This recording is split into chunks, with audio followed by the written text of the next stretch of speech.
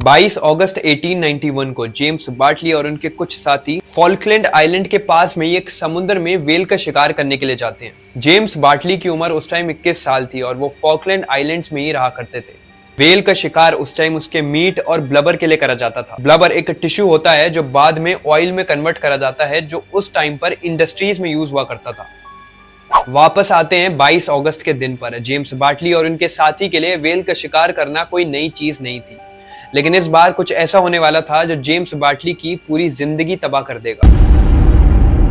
वो लोग वेल का शिकार कर रहे होते हैं कि तभी वेल बेकाबू हो जाती है और उल्टा उनकी बोट पे हमला कर देती है। अब सब लोग समुद्र के अंदर थे, सबको स्विमिंग करनी आती है, तो सभी लोग वापस आइलैंड की तरफ स्विम करना शुरू कर देते हैं। सब लोग बच जाते हैं सिवाय जेम्स बार्टली के। वो वेल पूरा का पूरा जेम्स बार्टली को निगल लेती है और जेम्स बार्टली 36 घंटे तक इस पूरी दुनिया से गायब हो जाते हैं।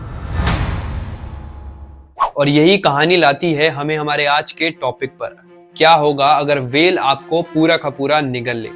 लेकिन आखिर जेम्स बार्टली का क्या हुआ? क्या वो जिंदा बचे? क्या वो कभी आसमान वापस देख पाए? वो सब भी हम जरूर बताएंगे, लेकिन उससे पहले जरा जानते हैं कि आपका क्या होगा अगर पूरा का पूरा वेल आपको निगल ले और कितने % चांसेस हैं कि आप वापस दुनिया देख पाओगे।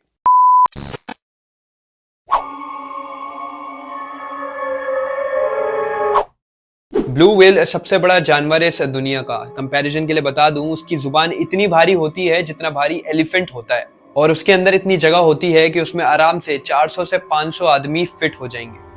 लेकिन मरीन बायोलॉजिस्ट के हिसाब से जैसे ब्लू व्हेल रहती हैं और जैसी उनकी एक्टिविटीज हैं, ये लगभग इम्पॉसिबल है कि वो किसी इंसान को निगल ले। लेकिन हाँ, ब्लू व्हेल के अलावा स्पर्म व्हेल जरूर ऐसी व्हेल की स्पीशी हैं जो इंसान को निगल सकती हैं। तो इमेजिन करते हैं ऐसी एक स्पर्म व्हेल ने आपको पूरा का पूरा निगल लिया है। सबसे पहले तो आपके लिए चिंता करने वाली चीज होगी स्पर्म व्हेल के दांत। स्पर्म व्हेल के पास होते हैं 40 से 50 दांत और हर दांत की लेंथ लगभग 20 सेंटीमीटर होती है। लगभग इतना ही लंबा होता है शेफ का चाकू।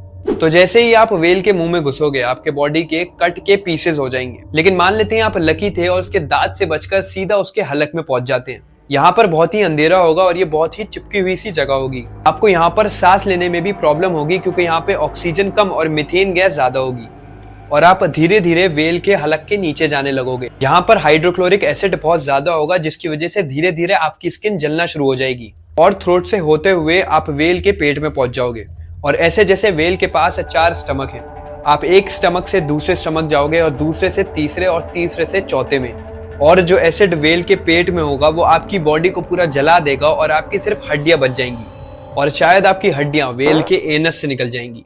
सिंपल भाषा में समझें तो ये साइंटिफिकली इम्पॉसिबल है कि वेल आपको पूरा का पूरा निगले और आप जिंदा बच जाएं। आप जिंदा बच ही नहीं सकते। वापस आते हैं जेम्स बार्टली की फेमस कहानी पर। तो कहानी के हिसाब से जेम्स बार्टली को वेल ने निकल लिया था और उसके 36 घंटे बाद उनके क्रू मेंबर ने उसी वेल को काबू में करा और उसे पकड़ लिया। और जब उसे काटा तो उसके अंदर से बेहोशी की हालत में जेम्स बार्टली निकले जो जिंदा थे। वेल के पेट की एसिड की वजह से जेम्स बार्टली के चेहरे और उनके हाथ दोनों सफेद पड़ चुके थे और वो अंधे हो चुके थे। और उनकी कहानी के हिसाब से वो 18 साल बाद 1909 में खत्म हो गए। इस कहानी के काफी सारे आर्टिकल्स और न्यूज़पेपर हैं जिसके हिसाब से जेम्स बार्टली 36 घंटे बाद वेल के पेट में से निकले। बट अगर साइंटिफिकली समझें तो ये बिल्कुल इम्पॉसिबल है कि कोई इंसान जिंदा 36 घंटे बाद वेल के पेट में से निकले। और ये प्रूफ करता है कि जेम्स बार्टली की पूरी कहानी फेक है। इट इज इम्पॉसिबल कि कोई वेल आपको पूरा का पूरा निगल ले और आप उसमें से जिंदा निकल जाएं।